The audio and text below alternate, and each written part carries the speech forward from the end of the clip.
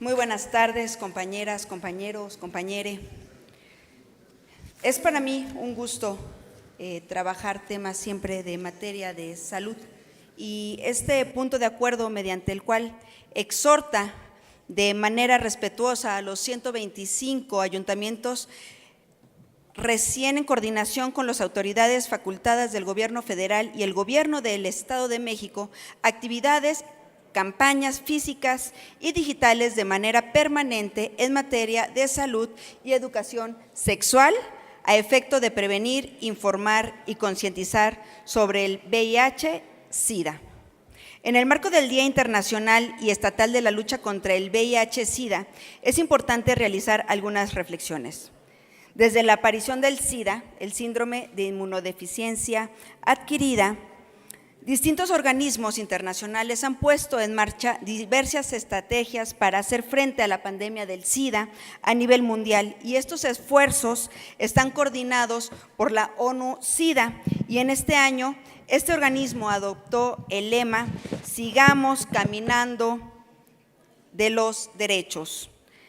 La nueva estrategia mundial contra el SIDA, desde el 2021 al 2026, pretende reducir las desigualdades que fomentan la epidemia del SIDA y poner a las personas en el centro para involucrar el mundo para acabar con esta enfermedad que es el SIDA como una amenaza para la salud pública antes del 2030.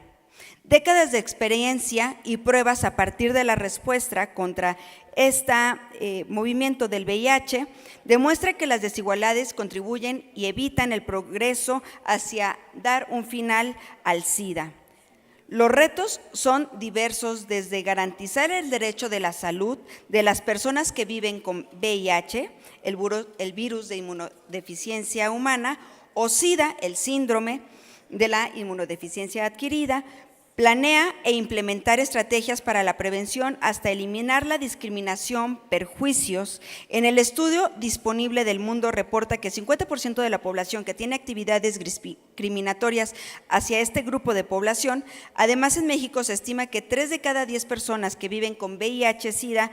se han abstenido de usar un servicio de salud durante la pandemia de COVID por el temor a sufrir tal discriminación.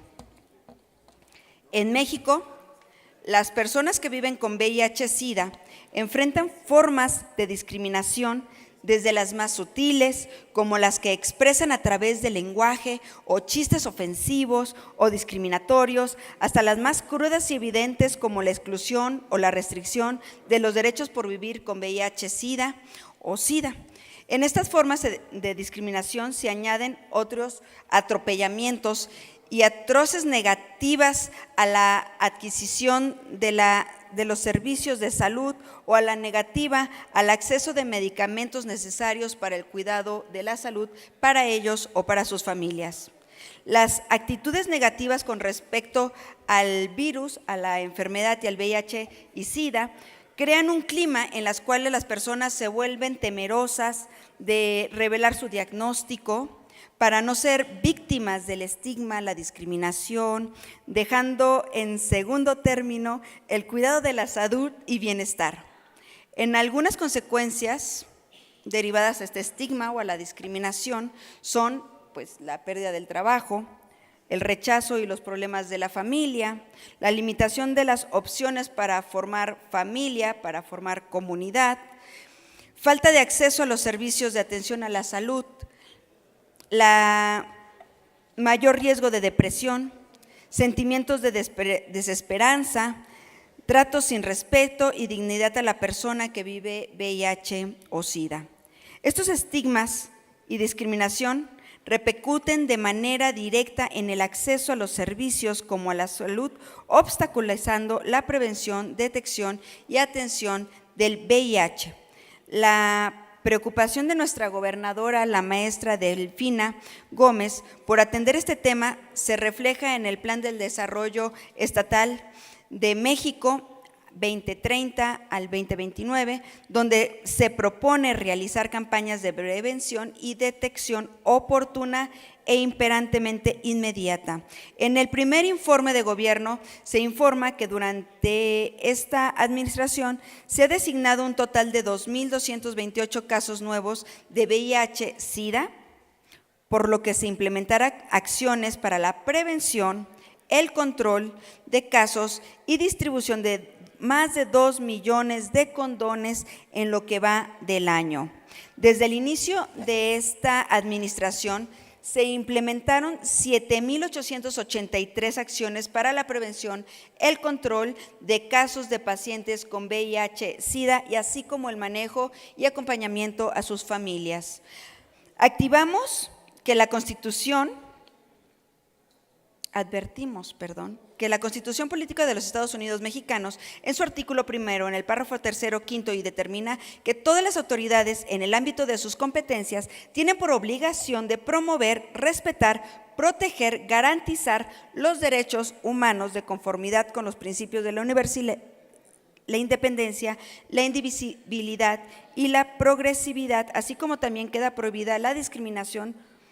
motivada por origen étnico o nacional o de género, la edad, las discapacidades, las condiciones sociales, las condiciones de salud, la religión, las opiniones o preferencias sociales o políticas. Por su parte, la Ley General de Salud establece que en su artículo 3 de la fracción 15,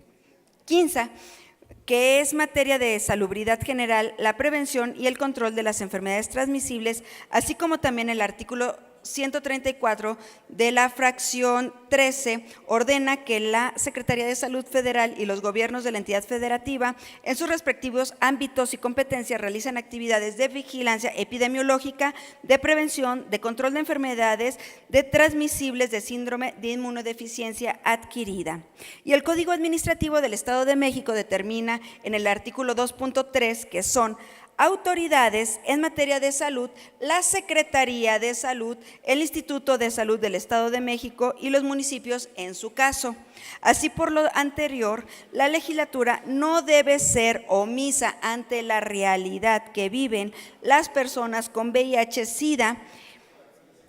Tampoco deben ignorar o invisibilizar esta pandemia que no abona a la solución. Como Poder Legislativo debemos eliminar cualquier normativa que vulnere la dignidad humana. Por ello, celebro la presentación de la iniciativa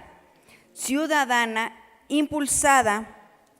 por las activistas y la organización Fuera del Closet, que busca eliminar el Código Penal del delito peligroso de contagio que criminaliza y estigmatiza a las personas que viven con VIH-Sida. Queda de manifiesto que para lograr hacer frente a esta pandemia se necesita el trabajo coordinado de todas y todos los sectores de la sociedad sin dejar a nadie atrás afuera.